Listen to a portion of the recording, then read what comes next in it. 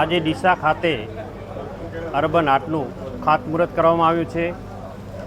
આશરે 21 કરોડના ખર્ચે અહીં ડીસા ખાતે અર્બન હાટ બનવા જઈ રહ્યું છે।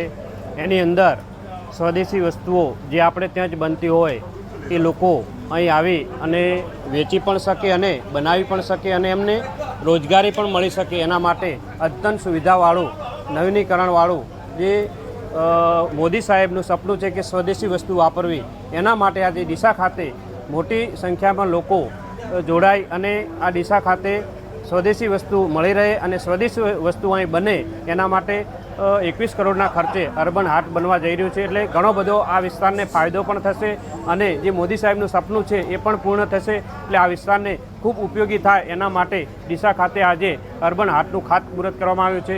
એમાં ઘણા બધા પ્રવીણભાઈ અમારા સાથી મિત્ર સાથે રહી અને ઘણા બધા લોકો અહીંના ભારતીય જનતા પાર્ટીના તમામ આગેવાનો સાથે રહી અને ખાતમુહૂર્ત કરવામાં આવ્યું છે અને ટૂંક સમયની અંદર અહીં મોટું આ હાટ બની અને લોકોને ખૂબ જ ઉપયોગી થશે અને રોજગારી માટે પણ ઉપયોગી થશે।